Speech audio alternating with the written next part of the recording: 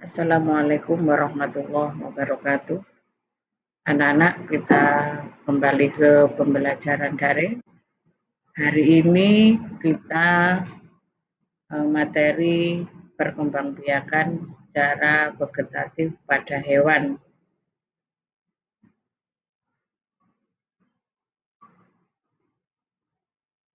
Perkembangbiakan vegetatif ini adalah lawan atau kebalikan dari perkembangbiakan generatif.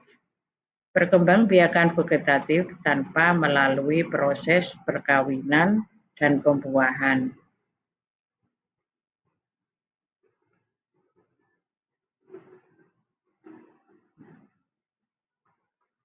Ini bahkan contoh dari perkembangbiakan hewan yang secara vegetatif. Satu, dengan cara membelah diri. Hewan yang berkembang biak dengan membelah diri ini adalah hewan bersel satu atau biasa disebut protozoa. Ukurannya sangat kecil dan hanya bisa dilihat dengan mikroskop. Ya. Contoh hewan yang berkembang biak dengan membelah diri adalah amoeba, paramecium, nanti juga ada Ebuina viridis dan lain-lain ya. Amoeba ini adalah hewan yang hidup di air dan bentuk tubuhnya selalu berubah-ubah. Cara hewan membelah diri yaitu dengan membagi tubuhnya menjadi dua bagian sama besar.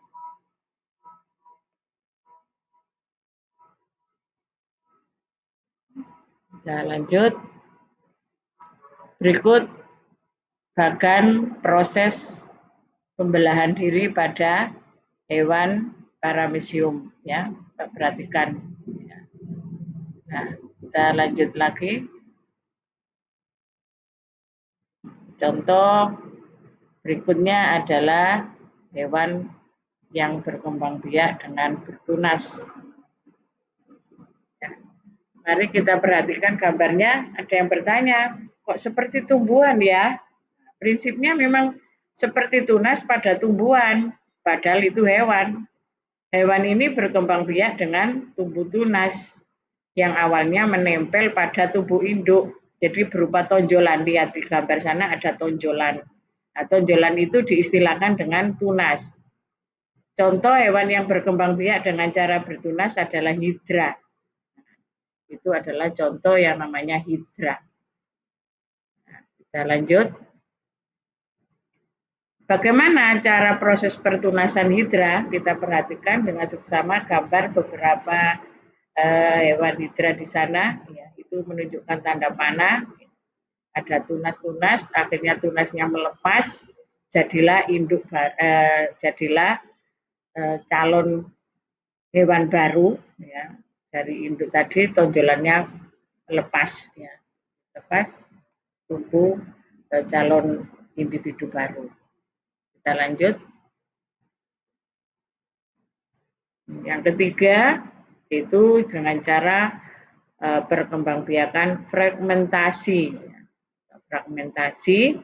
Fragmentasi adalah cara perkembangbiakan hewan dengan cara menumbuhkan bagian tubuh baru pada bagian yang telah terpotong. Jadi waktu berkembang biak anak-anak tubuhnya terpotong-potong. Setelah terpotong-potong keluar atau tumbuh calon baru individu, setelah itu kembali lagi ke semula. Contohnya apa?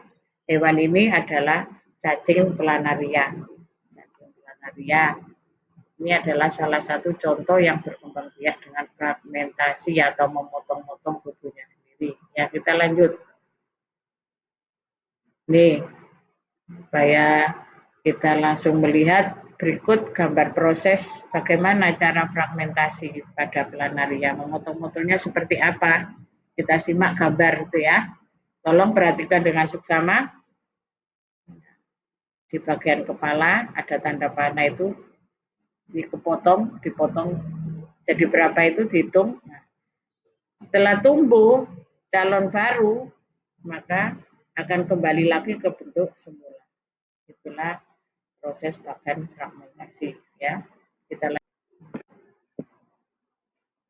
Selanjutnya kita bahas tentang perkembangbiakan pada hewan yang secara generatif atau kawin.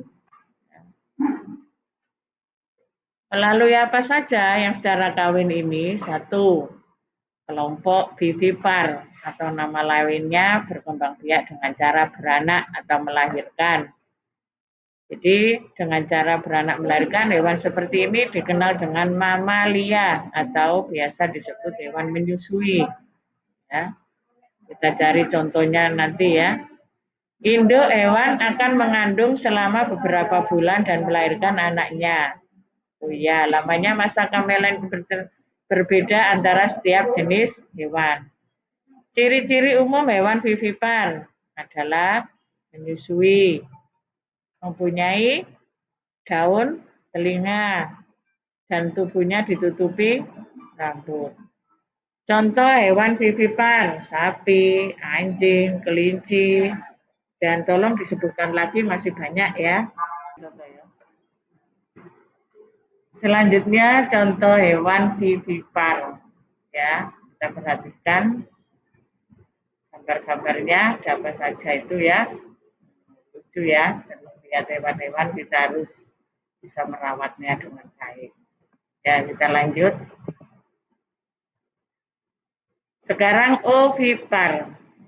Ovipar, tulisannya O. Nah, kita membayangkan O itu kayak apa? Telur. Berarti hewan ini bertelur. Telur atau ovum yang dihasilkan oleh hewan betina akan dibuahi oleh sperma yang dihasilkan oleh hewan jantan. Proses pembuahan ovum oleh sperma dibedakan menjadi dua, ada internal, ada eksternal. Internal adalah pembuahan yang terjadi pada tubuh induk betina, contoh ayam dan bebek. Eksternal, pembuahan terjadi di luar tubuh induk betina, contoh ikan, katak. Pernah melihat telur katak?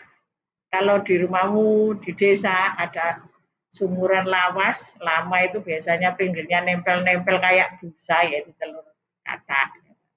Itu contoh pembuahan eksternal di luar. Apa ciri-ciri hewan ovipar? Tidak memiliki daun telinga, lawan dari vivipar tadi ya. Tidak memiliki daun telinga, umumnya mengerami telurnya sampai menetas. Kita lanjut. Ini contoh ovipar ya. Ya, kita lanjut tadi. Sekarang ovovivipar bertelur dan juga beranak. Bertelur dan beranak, ya hewan ini memang berkembang biak dengan cara ya bertelur, ya beranak. Pembuahan ini terjadi dalam tubuh induk. Lalu dalam tubuh induknya, telur itu berkembang hingga menjadi hewan baru. Setelah bakal anaknya berkembang sempurna, artinya induknya sudah siap melahirkan anaknya. Telur itu akan langsung menetas, sehingga saat keluar dari sang induk, sudah membentuk anak hewan baru. Beberapa ciri hewan ovovivipar. Menyusui, dan hewan ini juga bisa juga disebut mamalia, tapi juga karena tadi ganda ya istilahnya, ya bertelur, ya beranak. Contoh hewan yang termasuk ovovivipar adalah kadal, ular, ya, dan masih banyak lagi contoh-contoh lainnya. Ya, kita lanjut. Ini gambar-gambarnya, ya. You, perhatikan, bisa mencari lagi contoh yang banyak. Berikutnya, ini saya sampaikan anak ya, belajar meskipun dengan daring, tetap semangat. Cari buku panduan-panduan lainnya, boleh dengan download Google ataupun lembar kerja siswa. Diperhatikan, yang penting dikasih stabilo supaya lebih mengingat tentang perkembangbiakan hewan baik vegetatif maupun generatif. Selamat belajar di rumah anak-anak ya. Salam sehat selalu.